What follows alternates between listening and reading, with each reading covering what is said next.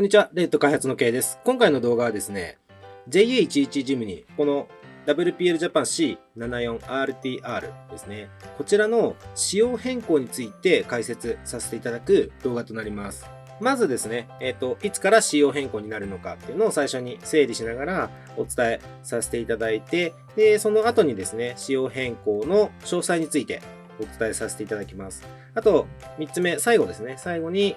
今回の仕様変更に関する経緯といいますか、諸事情についても少し触れさせていただこうかなというふうに思ってます。では、まず、いつから仕様変更されるのか。これはですね、セカンドロットから仕様変更になりますと。で、そのセカンドロットって、どれのことですかってなると思うんですが、現在ですね、1月25日前後、1月25日頃に、3次予約の受付を予定してますと。で、そこからになります。なので、まだ、なんて言うんでしょう、世に出回ってない状態。この動画が上がった瞬間は、まだ世に出回ってない状態になります。で、ちょっとややこしいんですが、一旦全部説明させていただくと、去年、2023年ですね。2023年中に一次予約と二次予約っていう形で、予約販売を実施させていただいてますが、とにかく去年注文して購入しましたよという方は、仕様変更前のものになります。で、今この動画が公開されましたと。で、今年初めての予約販売を1月25日頃、前後ですね、に予定しておりますが、それがいわゆる3次予約っていう風になります。なので、ちょっと結構混同しやすいかなと思うんですけど、3次予約から2次ロットになります。っていうことですね。で、当然、今後購入ページで購入しようとした際にはですね、その旨説明を記載させていただいた上で、要は買う前に必ずこれ、2次ロット分でこういう仕様変更がありますよっていうのは、詳しく説明させていただいた上で、その購入ページの方に記載させていただいた上で購入していただけるような形にはします。で、あと、さっきからここに置いてあるんですけど、もうお手元にもしジムにある場合ですね、この動画を見るタイミングにもよると思うんですけど、この動画が上がってしばらくして、もう仕様変更後のジムニーがある程度出回った状態で、この動画が上がった瞬間はもうまだ出回ってないですけど、この動画が上がってしばらくしたらお手持ちのもので、どっちだろうっていう方もいらっしゃると思うので、一番わかりやすいのはこれです。このプロポのデザインが違います。これがファーストロット。で、こっちがセカンドロットで仕様変更後のものになります。形は一緒なんですけど、このシールですね。これが違う。オレンジ色になってると。では続いて仕様変更の内容についてですね。どういう仕様変更があったのっていうのを説明させていただきます。4点あります。まず1点目が受信機兼 ESC がドラッグブレーキ付きになります。正直これが一番大きいかなと思うんですけど。で、2点目。タイヤがソフトタイヤではなく、セミソフトっていうものになります。ちょっと今までハードとソフトしかなかったんですけど、その中間っていう感じですね。で、3つ目。アクセルの向きが左右逆になります。アクセルっていうのは、これですね。これが、こう、左右ひっくり返した形になります。で、4つ目。プロポシールの、これさっき言っちゃったんですけど、プロポシールのデザインが変わりますと。で、これはドラッグブレーキに対応したことで、今までこのスロットルのエンドポイントを変更するボタンだったんですけど、これが廃止になって、新しい仕様はですね、ドラッグブレーキのオンオフのスイッチボタンになります。で、ちなみにちょっと価格も触れておくと、価格はですね、据え置き変わらないです。価格はそのまま変わらずという形になります。じゃあ、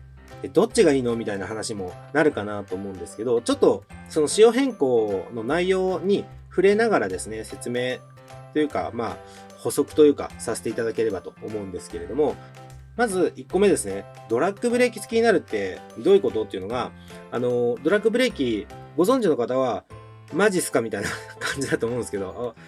いい仕様変更ですね。いい仕様変更かなと思うんですけど、ドラッグブレーキ機能がそもそも何ですかっていう人にとってはちょっとわかんないところになると思うので、今回の動画ではちょっと軽くですね、触れておきます。で、これまた別の動画で詳しく、外で走らせると一番よくわかるんで、その様子もですね、別の動画で作ろうかなとは思うんですけど、じゃあちょっと一旦ですね、この新しい仕様変更後の方ですね、セカンドロットの方を、トラックブレーキこんな感じですっていうのを、ペアリングしますね。ペアリングして、で、これ今、最初はドラッグブレーキオフ、なしですね。で、これ進ませると、こう、アクセルオンにして、急にアクセル抜いた時に少し惰性でこう進んでるのがわかると思うんですけど、こんな感じで。ちょっと、紹介できるかな。こんな感じで。今、アクセル抜いたけど、抜いた後にしばらく、ウィンウィンウィンウィン、みたいな感じで、少し惰性で進んでましたよね。で、これが、ドラッグブレーキオンにします。これ一回押して、ドラッグブレーキオンにすると、こうやって、アクセルをオフにすると、少しブレーキがかかるんですよ。で、その位置を保持しようとするっていう動きになります。これ例えば、この停車状態で押そうとしても、こう、動かないです。まあ、すごい強い力でやったら動きますけど、基本的にはこう、動かないですね。で、これまたオフにしますね。オフにすると、こう動きます。今、スイッチ入ってるんですよ。スイッチ入って、こう動く状態なんですけど、こう、ちょっと押しただけで動く。これ、またドラッグブレーキオンにします。そうすると、こう、押してもブレーキがかかると。これ何がいいかっていうと、やっぱりクローラー的な遊び方をするときに、坂道ですね。坂道で、こう、途中で止まってくれるっていうのがあって、それが非常に便利な機能になるんですけれども、一応ちょっと別の ESC ですけど、ドラッグブレーキについての説明した動画が過去の動画でありますので、それはそれで概要欄に貼っておきますので、よかったらそちらで詳しくやってますので、見ていただければと思うんですけど、これがドラッグブレーキ機能がもう最初からつくようになりましたと。その代わり、今まであった、このスロットルのエンドポイントの、設定、これをミニとマックス、今まで切り替えることができたんですけど、これは廃止になりますので、常にマックスになります。なので、ここはちょっと人によって好みが分かれるところかなと思うんですけど、ドラッグブレーキはいらないから、こう遅く走るモード、これがあった方がいいよっていう方もいらっしゃるとは思うので、ちょっとここについてはですね、好みの分かれるところかなと思うんですけれども、まずこれが1個目、ドラッグブレーキ機能がつくようになったと。でこれについてはどっちがいいのっていうのも本当に好みの問題なので、どっちがいいってことはないかなとは思うんですけれども、おそらくドラッグブレーキ付きの方がいいよっていう方が多いんじゃないかなとは思ってます。はい。で、次ですね、ソフトタイヤが、ファーストロット、最初のロットですね、は、こうソフトタイヤプニプニのやつが付いてましたと。で、セカンドロットからはセミソフトになりますと。ちょっと硬くなるんですね。これもやっぱり人によって好みがありますので、ソフトの方がいいよっていう方もいれば、セミソフト、少し硬い方がいいよっていう方もいるのかなと。で、正直僕個人的にはソフトの方がいいと思ってます。でもソフトって外れやすいんで、これも実際接着してありますけど、ここ、ラジコンのタイヤ用の瞬間接着剤っていうのがあって、それでやっぱり基本的にはもうそれで接着しないとすぐ外れちゃうんですね。で、この仕様変更後のセミソフトっていうのは、これ接着しないで結構走行テストしたんですけど、全然外れないです。まあ、外れることも全然あるとは思うんですけども、基本的には接着推奨ですけど、接着しなくても全然外れなかったんで、まあ、特に初心者の方で、ちょっと接着とかそういうのはよくわかんないし面倒だなっていう方にとってはいい変更点なのかなとも思ってます。はい、あと仕様変更された場所として3つ目か。3つ目のアクセルの向き、左右反転しましたっていうのがあるんですけど、ちょっとこれ今、仕様変更後の方、セカンドロットの方ですね。こちらをまず見ていただきたいんですが、このデフ玉が入ってるところ、このなんかちょっと玉みたいになってるところありますね。これが前から見たときに、ちょっと左に寄った位置に来てます。で、これが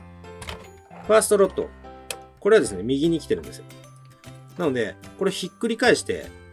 こう、左右逆にしてあります。で、これ何のためかっていうと、結構皆さんちょっとご迷惑かけた部分もあるんですけど、プロペラシャフトが最初外れやすいっていうのがあったんですよ。で、それを改善してほしいっていうのを本家 WPL さんに相談当然挙げていたんですけれども、その対応策の一つとして、これを左右、アクセルですね。これを反転して装着することによって、ここのプロペラシャフトのこの折れ具合ですね。これをちょっと緩和させることによって、駆動効率を上げる。で、強いては、このプロペラシャフトですね。外れやすいっていうのを、ちょっと改善するという狙いで、この仕様変更がありました。これ今見ていただくと、画面で言うと下側にデフ玉のところがありましたね。デフって言ってもデフロックされてますけど。で、これ、ファーストロット。さっき下にあったんですけど、これが上に来てますよね。で、ここがちょっときついですよね、カーブが。プロペラシャフトのカーブがちょっときついと思うんですけど、これをこうひっくり返すことによって、特にこっちですかね。特にこちら側が、リア側がこうまっすぐに近い状態。並べると分かりますかね、こんな感じで。上がセカンドロット。下がファーストロットです。で、これ、最後4つ目は繰り返し説明する必要ないかなと思うんですけど、これがファーストロットで、ステアリングエンドポイントは変わらずなんですけど、スロットルエンドポイント、これが廃止になる。で、こっちはスロットルエンドポイントがついてる頃のプロポなんで、そういうデザインになってますよね。ここが、THEP ってなってますけど、これがスロットルエンドポイントって意味です。これが、こっちのドラッグブレーキに対応したデザインに変更になっていると。では最後に今回の仕様変更の経緯についても一応お伝えさせていただいておきます。先ほどお伝えした通りですね、やっぱりドラッグブレーキ機能がついたっていうのが一番大きいかなと思うんですが、これ、実はですね、我々 WPL ジャパンですね、我々的にもですね、実は結構突然、本家の WPL さんから突然知らされたというような感じでして、去年末にファーストロット一番最初のやつをこう販売開始させていただいて、で、今年の分からは仕様が変わりますと。昨日の今日じゃないですけど、去年末にファーストロットを発売させていただいて、で、年明けて、もう仕様変更ですかっていう、正直なちょっと感想としてはあったんですよ。で、しかもドラッグブレーキ機能がつくっていう内容でしたので、こうノーマル状態で、最初からですね、ノーマル状態でドラッグブレーキ機能がつくようになる仕様変更って、基本的にはいいことなんですけど、正直ファーストロットを買った人の中で、人によっては結構残念に思う人もいるんじゃないかっていうか、知ってたら、その仕様変更を知ってたら、ドラッグブレーキ機能がついてる方にしたのにっていう人もいるのかなっていうのがありまして、ちょっとそこがやっぱり仕様変更としては、ちょっとタイミング的に早くないですかっていう話はしたんですよ。でも、もう、今後基本的には全モデルで、この ESC 兼受信機、ドラッグブレーキ機能付きで行くから、みたいな。そういうことで、ちょっと止める余地なかったっていう感じですね。というわけで、言ってしまえば、本家 WPL さんの方で半ば、強制的にみたいな、変更があったという感じではあるんですが、かなりいい仕様変更であることは間違いないかなと思います。ただ、ちょっと早かったかなっていうところはありますと。はい。というわけで、今回の動画ですね、まず取り急ぎと言いますか、ジムニーの仕様変更、予定してますので、その仕様変更内容についてお知らせさせていただきました。ご視聴いただいてありがとうございました。